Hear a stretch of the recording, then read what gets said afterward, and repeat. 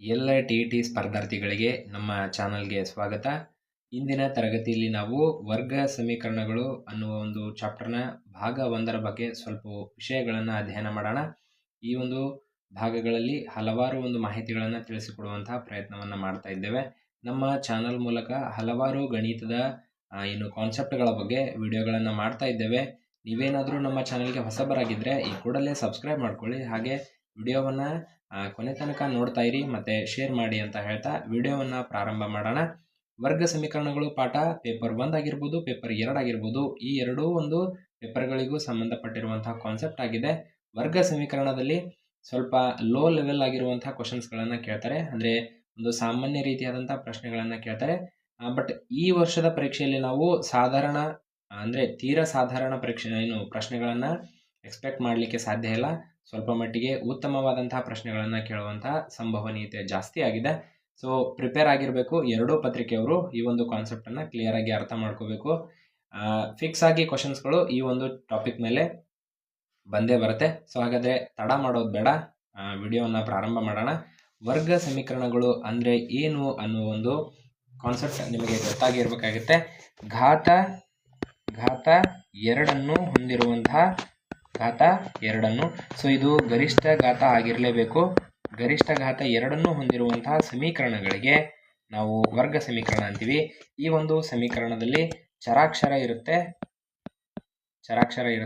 ಮತ್ತೆ ಸಮತೆ ಕೂಡ ಇರುತ್ತೆ. ಅದರ ಜೊತೆಗೆ ಸ್ಥಿರಾಂಕಗಳು ಕೂಡ ಇರ್ತವೆ, ಓಕೆನಾ, ಮತ್ತೆ ಸಹಗುಣಕಗಳು ಕೂಡ ಇರ್ತವೆ.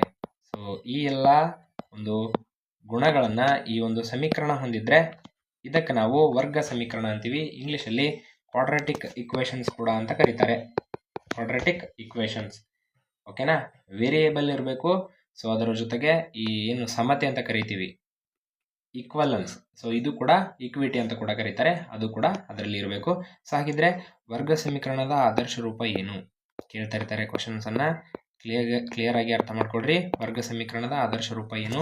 ವರ್ಗ ಸಮೀಕರಣದ ಆದರ್ಶ ರೂಪ ಏನು ಅಂದರೆ ax² plus bx plus c is equal to 0. ಇದು ನಮ್ಮ ವರ್ಗ ಸಮೀಕರಣದ ಆದರ್ಶ ರೂಪ. ಕೆಲವೊಂದಿಷ್ಟು ಕ್ವಶನ್ ಪೇಪರ್ಗಳಲ್ಲಿ ಈ ಒಂದು ಪ್ರಶ್ನೆಯನ್ನು ನಾವು ಕಾಣ್ತಾ ಇದ್ದೇವೆ. ax² plus bx plus c is equal to 0. ಇಲ್ಲಿ ಮೂರನ್ನು ಕೇಳಿದರೆ ಅಂದರೆ a b ಮತ್ತು c ಈ ಮೂರನ್ನು ಕೇಳಿದರೆ ಇದಕ್ಕೆ ನಾವು ವಾಸ್ತವ ಸಂಖ್ಯೆಗಳಂತೀವಿ, ರಿಯಲ್ ನಂಬರ್ಸ್ ಅಂತ ಕೂಡ ಕರಿತೀವಿ, ಓಕೆನಾ. ಸೊ ಈಗ ಏನಾದರೂ ಸಪ್ರೇಟ್ ಆಗಿ ಎ ಮತ್ತು ಬಿ ಅಂತ ಕೇಳಿದ್ರೆ, ಎ ಮತ್ತು ಬಿ ಏನು ಇವೆರಡಷ್ಟೇ ಕೇಳಿದ್ರೆ ಇದಕ್ಕೆ ನಾವು ಸಹಗುಣಕ ಅಂತೀವಿ. ಸಹಗುಣಕ ಇಂಗ್ಲೀಷಲ್ಲಿ ಕೋಎಫಿಷಿಯಂಟ್ ಅಂತ ಕೂಡ ಕರೀತಾರೆ, ಕೋಎಫಿಷಿಯಂಟ್, ಓಕೆನಾ. ಹಾಗಿದ್ರೆ ಈ ಸಿ ಒಂದೇ ಇದೆಯಲ್ಲ, ಇದಕ್ಕೆ ನಾವು ಸ್ಥಿರಾಂಕ ಅಂತ ಕೂಡ ಕರಿತೀವಿ, ಕಾನ್ಸ್ಟಂಟ್. ಅರ್ಥ ಆಯ್ತಲ್ವಾ? ಅರ್ಥ ಮಾಡ್ಕೊಳ್ರಿ. ಈ ಮೂರನ್ನು ಕೂಡ ಕೇಳಿದ್ರೆ ವಾಸ್ತವ ಸಂಖ್ಯೆಗಳು, ರಿಯಲ್ ನಂಬರ್ಸ್. ಸಪ್ರೇಟ್ ಆಗಿ ಕೇಳಿದ್ರೆ ಸಹಗುಣಕಗಳು, ಕೋಎಫಿಷಿಯಂಟ್. ಸಿ ಅನ್ನೋದು ಕಾನ್ಸ್ಟಂಟ್, ಸ್ಥಿರಾಂಕ. ಕ್ಲಿಯರ್? ಹಾಗಿದ್ರೆ ನೋಡ್ರಿ, ಇಲ್ಲಿ x² ಮತ್ತು x ಇವೆರಡೂ ಕೂಡ ಚರಾಕ್ಷರ, ವೇರಿಯೇಬಲ್ಸ್, ಇವೆರಡೂ ಚರಾಕ್ಷರಗಳು. ಈ ಚರಾಕ್ಷರದಲ್ಲಿ ಗರಿಷ್ಠ ಘಾತ ಹೊಂದಿರುವಂತಹ ಚರಾಕ್ಷರ ಅಂದರೆ x², 2 ಆಗಿದೆ.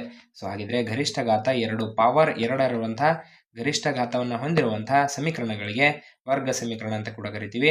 ಇದು 0ಗೆ ಸಮ ಆಗಿರುತ್ತೆ, ನೆನ್ಪಿಟ್ಕೋಬೇಕು. ಹಾಗಿದ್ರೆ ಉದಾಹರಣೆಗಳು ಯಾವ್ಯಾವುದು ನೋಡ್ರಿ. 2x² plus 4x plus 1 is equal to 0. ಇದು ಉದಾಹರಣೆ ನೋಡ್ರಿ. ಹಾಗಿದ್ರೆ ಎ ವ್ಯಾಲ್ಯೂ ಎಷ್ಟು ಹೇಳ್ರಿ? ಇದರಲ್ಲಿ 2, ಬಿ ವ್ಯಾಲ್ಯೂ ಎಷ್ಟು? 4, C value 1.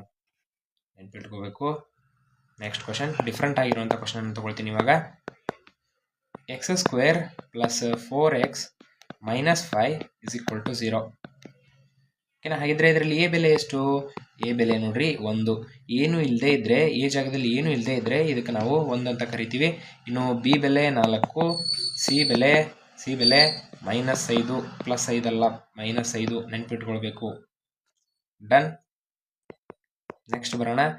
x into x minus 4, ಇದರಲ್ಲಿ ಎ ಬೆಲೆ ಎಷ್ಟು, ಬಿ ಬೆಲೆ ಎಷ್ಟು ಅಂತ ಕೇಳಿದ್ರೆ ಯಾವ ರೀತಿ ಮಾಡಬೇಕು ನೋಡ್ರಿ. ಡಿಫ್ರೆಂಟ್ ಆಗಿದೆ. ಇದನ್ನು ಗುಣಾಕಾರ ಮಾಡಿರಿ. x into x, x² minus 4x is equal to 0. ಹಾಗಿದ್ರೆ ಎ ಬೆಲೆ 1, ಬಿ ಬೆಲೆ -4. ಕ್ಲಿಯರಾ? ಕೇಳ್ತಾರೆ ಕ್ವಶನನ್ನು. ಆದರ್ಶ ರೂಪದಲ್ಲಿ ಬರೆಯಿರಿ. ಆದರ್ಶ ರೂಪದಲ್ಲಿ ಬರೆಯಿರಿ. ಆದರ್ಶ ರೂಪದಲ್ಲಿ ಬರೆಯಿರಿ ಕೇಳ್ತಾರೆ. ಸೊ ನೋಡ್ರಿ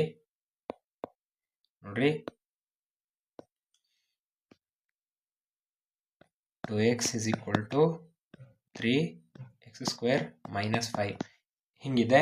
ಇದನ್ನು ನಾವು ಆದರ್ಶ ರೂಪದಲ್ಲಿ ಬರಿಬೇಕು. ಇವಾಗ ಯಾವ ರೀತಿ ಬರಿಬೇಕು ಹೇಳ್ರಿ? ಘಾತವನ್ನು ದೊಡ್ಡದಾಗಿರುವಂಥ ಸಂಖ್ಯೆಗಳನ್ನು ಮೊದಲಿಗೆ ಬರ್ಕೊಳ್ಬೇಕು. ಚರಾಕ್ಷರವನ್ನು ಹೊಂದಿರುವಂಥ ಸಂಖ್ಯೆಗಳನ್ನು ಮೊದಲಿಗೆ ಬರ್ಕೋಬೇಕು. ಹಾಗಿದ್ರೆ 3x² ಅಂತ ಹಾಗೆ ಇಡ್ತೀನಿ. ನೋಡ್ರಿ, ಈ +2x ಈ ಕಡೆ ಬಂದರೆ -2x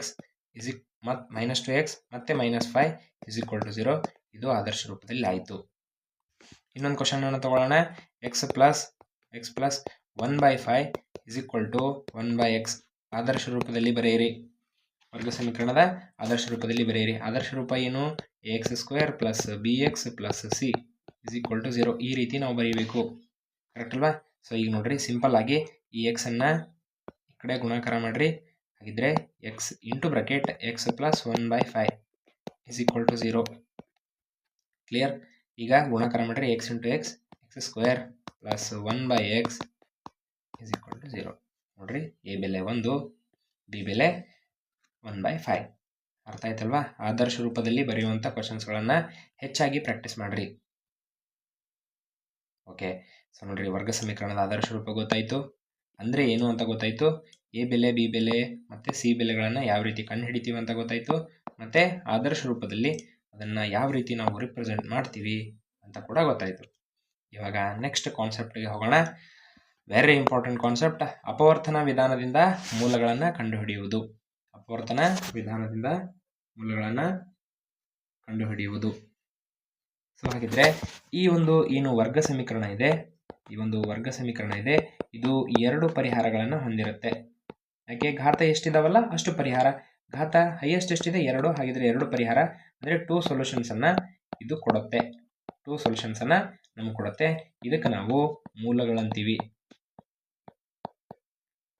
ಏನಂತೀವಿ? ನಾವು ಮೂಲಗಳಂತೀವಿ. ಹಾಗಿದ್ರೆ ವರ್ಗ ಸಮೀಕರಣ ಹೊಂದಿರುವಂತಹ ಮೂಲಗಳ ಸಂಖ್ಯೆ 2. ಓಕೆನಾ? ಕ್ಲಿಯರ್ ಆಯ್ತಾ? ಹಾಗಿದ್ರೆ ಅಪವರ್ತನ ವಿಧಾನದಿಂದ ಯಾವ ರೀತಿ ನಾವು ಮೂಲಗಳನ್ನು ಕಂಡು ಹಿಡಿತೀವಿ ಅನ್ನೋ ಒಂದು ಕ್ವಶನ್ ನಾನು ನಿಮಗೆ ತಗೊಳ್ತೀನಿ. ಇವಾಗ ನೋಡ್ರಿ, x² + 5x + 4. ಸೊ ಈ ರೀತಿಯಾದಂಥ ಒಂದು ವರ್ಗ ಸಮೀಕರಣ ಇದೆ. ಇದರ ಒಂದು ಮೂಲಗಳನ್ನು ಕಂಡುಹಿಡಿಯಿರಿ. ಅಂದರೆ x ಬೆಲೆಗಳು ಯಾವ್ಯಾವ ಬರ್ತವೆ, ಇಲ್ಲೊಂದು ಬರುತ್ತೆ, ಇಲ್ಲೊಂದು ಬರುತ್ತೆ, ಯಾವ್ದು ಬರುತ್ತೆ ಅಂತ ಕೇಳ್ತಾ ಇದ್ದಾರೆ ಅವರು. ಓಕೆನಾ? ಸಿಂಪಲ್ ಆಗಿ. ಸೊ ನಮಗೆ ಗೊತ್ತು, ನಾವೇನು ಮಾಡ್ತೀವಿ ಅಂದರೆ ಮಧ್ಯದ ಪದವನ್ನು ಬಿಡಿಸಿ ಬರೆಯುವಂಥ ವಿಧಾನ ಕೂಡ ಇದಾಗಿರುತ್ತೆ. ಕರೆಕ್ಟ್ ಅಲ್ವಾ? ಸುಮ್ಮನೆ ಬರೆದ್ರೆ ಬರಲ್ಲ. ಬಟ್ ಇದಕ್ಕೊಂದು ಟ್ರಿಕ್ ಇದೆ, ಮೆಥಡ್ ಇದೆ. ನೀವು ಸ್ಕೂಲಲ್ಲಿ ಕಲ್ತಿರ್ತೀರಿ ಅಥವಾ ನೀವೇ ಪಾಠವನ್ನು ಮಾಡ್ತಿರ್ತೀರಿ. ನಿಮಗೆ ಒಂದು ನಾನು ಟ್ರಿಕ್ಕನ್ನು ಕಲಿಸ್ಕೊಡ್ತೀನಿ. ಆ ಒಂದು ಟ್ರಿಕ್ ಮೇಲೆ ಈ ಒಂದು ಏನು ಕ್ವಶನ್ ಇದೆ ಈಸಿಯಾಗಿ ಸಾಲ್ವ್ ಮಾಡ್ಬೋದು. ಯಾವ ರೀತಿಯಾಗಿ x ಬೆಲೆಗಳು ಬರ್ತವೆ ಅನ್ನೋ ಒಂದು ಕಾನ್ಸೆಪ್ಟನ್ನು ಈಸಿಯಾಗಿ, ತುಂಬ ಈಸಿಯಾಗಿ ತಿಳ್ಕೊಬೋದು. ಮಕ್ಕಳಿಗೂ ಕೂಡ ಇದು ತುಂಬಾ ಈಸಿ ಆಗುತ್ತೆ. ಸೊ ಏನು ಮಾಡಬೇಕಂದ್ರೆ ಫಸ್ಟಿಗೆ ನೋಡ್ರಿ, ಈ ಒಂದು ಮೊದಲನೇದೇನಿದೆ ಪದ ಮತ್ತು ಮೂರನೇ ಪದ ಏನಿದೆ ನೋಡ್ರಿ, ಈ ಮೊದಲನೇ ಪದ ಮತ್ತು ಮೂರನೇ ಪದ ಏನಿದೆ ಇವುಗಳನ್ನು ನಾನು ಕ್ಲಿಯರಾಗಿ ಬರ್ಕೊಳ್ತೀನಿ. ಈ ಕಡೆ ನೋಡ್ರಿ, ಈ ರೀತಿಯಾದಂಥ ಬಾಕ್ಸ್ ಹಾಕ್ರಿ. x² ಅನ್ನೋದನ್ನು ಇಲ್ಲಿ ಬರ್ಕೋಬೇಕು, ಮೊದಲನೇದು ಲೈನಲ್ಲಿ ಬರ್ಕೋಬೇಕು. x ಇಂಟು x ಅಂದರೆ x² ಆಯಿತು. Clear sir? 2x² ಅಂತ ಇದ್ದರೆ 2 × 1 ಅಂತ ಬರ್ಕೊಳ್ತಾ ಇದ್ದೆ. ಅರ್ಥ ಆಯ್ತಾ? ಸೊ ಇಲ್ಲಿ ಹಾಗಿಲ್ಲ, x ಇಂಟು x x² ಆಯಿತು. ಈ 4 ಅನ್ನೋದನ್ನು ನೋಡ್ರಿ, ಯಾವ್ಯಾವ ಮಗ್ಗಿಯಲ್ಲಿದೆ ಬರ್ಕೊಂಡ್ಬಿಡೋಣ. 4 × 1 = 4, 2 × 2 = 4. ಮತ್ತೆ ಯಾವುದಾದ್ರೂ ಮಗ್ಗಿಯಲ್ಲಿದೆನಾ? ಇಲ್ಲ. ಕರೆಕ್ಟ್ ಅಲ್ವಾ? ಸೊ ಹಾಗಾದರೆ ಇವೆರಡೇ ನಮಗೆ ಬರ್ತಾ ಇರೋದು ಅಪವರ್ತನಗಳು. ಹಾಗಿದ್ರೆ ನಾನು ಏನು ಯೂಸ್ ಮಾಡ್ತೀನಿ ಅಂದರೆ ಇವೆರಡನ್ನ ಕೂಡಿಸ್ರಿ, 4 ಬರುತ್ತೆ. ಹಾಗಿದ್ರೆ ಮಧ್ಯದ ಪದ 4 ಇದೆನಾ? ಇಲ್ಲ. ಯಾವ್ದು ತಗೊಳ್ಳೋಣ? ಹಾಗಿದ್ರೆ 4 × 1 = 4, 4 × 1 = 4. ನೋಡ್ರಿ, ಮೊದಲನೇ ಪದವನ್ನು ನಾನು ಇಲ್ಲಿ ಬರ್ಕೊಂಡಿದ್ದೀನಿ, ಮೂರನೇ ಪದವನ್ನು ನಾನು ಇಲ್ಲಿ ಬರ್ಕೊಂಡಿದ್ದೀನಿ ಅಪವರ್ತನಗಳ ರೂಪದಲ್ಲಿ. ಹಾಗಿದ್ರೆ ಗುಣಾಕಾರ ಮಾಡಿರಿ. 1 into X 1x, 4 into X 4x. ಹಾಗಿದ್ರೆ ಮಧ್ಯದ ಪದಗಳು ನಮಗೆ ಸಿಕ್ಕವು 1x ಮತ್ತು 4x, 1x ಮತ್ತು 4x. ಹಾಗಿದ್ರೆ ಇದನ್ನು ನಾನು ಯಾವ ರೀತಿ ಬರ್ಕೊಳ್ತೀನಿ ಅಂದರೆ, ಮೊದಲನೇ ಪದ ಹಾಗೆ ಇಡ್ರಿ, ಪ್ಲಸ್ ಮೂರನೇ ಪದ ಹಾಗೆ ಇಡ್ರಿ, ಮಧ್ಯದ ಪದವನ್ನು ನಾನು ಪ್ಲಸ್ 1x ಪ್ಲಸ್ 4x ಅಂತ ಬರ್ಕೊಳ್ತೀನಿ. ನೋಡ್ರಿ, ಪ್ಲಸ್ 1x ಪ್ಲಸ್ 4x ಇವೆರಡನ್ನ ಕೂಡಿಸಿದ್ರೆ ಮತ್ತು 5x ಬರುತ್ತೆ, ರೈಟ್. ಓಕೆ, ಇವೆರಡರಲ್ಲಿ ನಾವೇನು ಮಾಡೋಣ, ಇವಾಗ ಕಾಮನನ್ನು ತೆಗೆಯೋಣ. X into bracket x plus 1 ಅಂತ ಉಳ್ಕೊಳುತ್ತೆ. ಕ್ಲಿಯರ್. ಮತ್ತೆ ಒಂದು ನಿಮಗೆ ಟ್ರಿಕ್ಕನ್ನು ಹೇಳ್ತೀನಿ. ಈ ಏನು ಬ್ರಾಕೆಟ್ ಇದೆ ಇದೇ ಬ್ರಾಕೆಟನ್ನು ಮುಂದ್ಗಡೆ ಬರೀರಿ. X plus 1 is equal to 0. ಇಲ್ಲಿ ನಮಗೊಂದು ಪದ ಬೇಕೀಗ ಮಧ್ಯದಲ್ಲಿ, ಇಲ್ಲಿ ಒಂದು ಪದ ಬೇಕು ನಮಗೆ ಇವಾಗ. ಕ್ಲಿಯರ್ ಅಲ್ವಾ? ಸೊ ಹಾಗಿದ್ರೆ ಇಲ್ಲಿ ಎಕ್ಸ್ ಇದೆ, ಇಲ್ಲಿ ಎಷ್ಟಿದೆ ನೋಡ್ರಿ, 4x ಇದೆ. ಹಾಗಿದ್ರೆ ಎಷ್ಟರಿಂದ ಗುಣಾಕಾರ ಮಾಡಬೇಕು ನಾವು? ಪ್ಲಸ್ 4. ಮುಗೀತಲ್ಲಿಗೆ, ಸಿಂಪಲ್. ಹಾಗಿದ್ರೆ ಮತ್ತೆ ಇವೆರಡರಲ್ಲಿ ನಾವು ಕಾಮನನ್ನು ತೆಗೆಯೋಣ. ಇದು ಮತ್ತು ಇದು, ಇವೆರಡರಲ್ಲಿ ಕಾಮನನ್ನು ತೆಗೆಯೋಣ. ಕಾಮನ್ ಏನು ಬಂತು ಹೇಳ್ರಿ? ಬ್ರಾಕೆಟ್ ಬಂತು ಎಕ್ಸ್ ಪ್ಲಸ್ 1. ಹಾಗಿದ್ರೆ ಉಳಿದಿರುವಂಥ ಪದಗಳು x plus 4 is equal to 0. So 0ನ ಸಪ್ರೇಟಾಗಿ ಈಕ್ವಲ್ ಮಾಡಿರಿ. X plus 1 is equal to 0, x plus 4 is equal to 0. ಹಾಗಿದ್ರೆ x is equal to plus 1 ಈ ಕಡೆ ಬಂದರೆ -1, ಪ್ಲಸ್ 4 ಈ ಕಡೆ ಹೋದರೆ -4. ಹಾಗಿದ್ರೆ ನಮಗೆ ಎರಡು ಮೂಲಗಳು ಬಂದವು, ಒಂದು -1, ಇನ್ನೊಂದು -4, 2 ಸೊಲ್ಯೂಷನ್ಸ್. ಸೊ ಇದರ ಅರ್ಥ ಏನಂದರೆ, ಇದನ್ನು ನಾವು ಈ ಸಮೀಕರಣದಲ್ಲಿ ಹಾಕಿದ್ರೆ ಆ ಸಮೀಕರಣ 0ಗೆ ಸಮ ಆಗುತ್ತೆ. ನೋಡ್ರಿ, ಬರ್ಕೊಂಡ್ಬಿಡ್ತೀನಿ. x² plus 5x plus 4. ಈ ಸಮೀಕರಣದಲ್ಲಿ ನಾನು ಎಕ್ಸ್ ಬೆಲೆ ಏನು ಮಾಡ್ತೀನಿ? -1 ಹಾಕ್ತೀನಿ. -1 ಆದರೂ ಹಾಕ್ಬೋದು ಅಥವಾ -4 ಆದರೂ ಹಾಕ್ಬೋದು. ನಾನು ಚೆಕ್ ಮಾಡ್ತಾ ಇದ್ದೀನಿ, -1 ಹಾಕ್ತೀನಿ. -1ರ ಸ್ಕ್ವೇರ್ ಪ್ಲಸ್ ಎಕ್ಸ್ ಇದ್ದಲ್ಲಿ -1 ಹಾಕಬೇಕು. -1 ಪ್ಲಸ್ 4. ನೋಡ್ರಿ, -1ರ ವರ್ಗ 1 ಪ್ಲಸ್ 5 ಇಂಟು -1 ಅಂದರೆ -5 plus 4. Clear. 1 plus into minus -5 plus 4. ನೋಡ್ರಿ, 1 - 5 -4 ಪ್ಲಸ್ 4 ಇವೆರಡು ಕ್ಯಾನ್ಸಲ್ ಆಯಿತು. ಹಾಗಿದ್ರೆ ನಮಗೆ 0 ಬಂತು. ಸೊ ಇದರ ಅರ್ಥ ಏನಂದರೆ, ಈ ಮೂಲಗಳು ಏನು ಬಂದಿರ್ತವೆ ಕೊನೆಯದಾಗಿ ಮೂಲಗಳು, ಇವುಗಳನ್ನು ನೀವು ತೆಗೆದುಕೊಂಡು ಹೋಗಿ ಈ ಒಂದು ಸಮೀಕರಣದಲ್ಲಿ, ಮೂಲ ಸಮೀಕರಣದಲ್ಲಿ ಹಾಕಿದ್ರೆ ಅದರ ಬೆಲೆ 0ಗೆ ಸಮ ಆಗಬೇಕು. ಅಂದಾಗ ಮಾತ್ರ ನಾವು ಅವಕ್ಕೆ ಮೂಲಗಳು ಅಂತ ಕರಿತೀವಿ, ಪರಿಹಾರಗಳು ಅಂತ ಕರಿತೀವಿ. ಅರ್ಥ ಆಯ್ತಲ್ವಾ? ಸೊ ಈಗ ಒಂದು ಕ್ವಶನ್ನ ನಿಮಗೆ ಕೊಡ್ತೀನಿ, ಕಮೆಂಟ್ನಲ್ಲಿ ಅದರ ಎರಡು ಮೂಲಗಳನ್ನು ತಿಳಿಸ್ರಿ. ನೆಕ್ಸ್ಟ್ ಭಾಗದಲ್ಲಿ, ಮುಂದಿನ ಒಂದು ತರಗತಿಯಲ್ಲಿ ನಾವು ಕಂಪ್ಲೀಟ್ ಆದಂತಹ ವರ್ಗ ಸಮೀಕರಣದ ಭಾಗವನ್ನು ತಿಳ್ಕೊಳ್ಳೋಣ. ಸೊ ನಿಮಗೆ ಇಂಟ್ರೆಸ್ಟ್ ಇದ್ದರೆ ಮಾತ್ರ ನಾವು ವರ್ಗ ಸಮೀಕರಣದ ಒಂದು ಭಾಗವನ್ನು ತಿಳಿಸ್ಕೊಡ್ತೀವಿ. ಸೊ ದಯವಿಟ್ಟು ನಮ್ಮ ಚಾನಲನ್ನು ವಾಚ್ ಮಾಡ್ತಾ ಇರಿ ಅಂತ ಹೇಳ್ತಾ, ಈಗ ಕ್ವಶನನ್ನು ಕೊಡ್ತೀನಿ ನಿಮಗೆ. ಏನು ಮಾಡ್ರಿ ಅಂದರೆ, x² ಪ್ಲಸ್ 10x x², ಒಂದು ನಿಮಿಷ, 10x ಬೇಡ, x² plus 12x plus 7 is equal to 0. ಈ ಒಂದು ಸಮೀಕರಣವನ್ನು ಬಿಡಿಸ್ರಿ. ಇದರ ಮೂಲಗಳನ್ನು ನಮಗೆ ಕಮೆಂಟ್ ಮೂಲಕ ತಿಳಿಸ್ರಿ. ಸೊ ಇನ್ನೂವರೆಗೂ ಕೂಡ ನಮ್ಮ ಚಾನಲನ್ನು ಸಬ್ಸ್ಕ್ರೈಬ್ ಮಾಡ್ಕೊಳ್ಳದಿದ್ದರೆ ದಯವಿಟ್ಟು ಸಬ್ಸ್ಕ್ರೈಬ್ ಮಾಡ್ಕೊಳ್ಳಿ. ವಿಡಿಯೋವನ್ನು ಆದಷ್ಟು ಶೇರ್ ಮಾಡಿ, ಲೈಕ್ ಮಾಡಿ ಮತ್ತು ಕಮೆಂಟ್ ಮೂಲಕ ತಿಳಿಸ್ರಿ ಅಂತ ಹೇಳ್ತಾ ವಿಡಿಯೋವನ್ನು ಮುಗಿಸ್ತಾ ಇದ್ದೀವಿ. ಧನ್ಯವಾದಗಳು.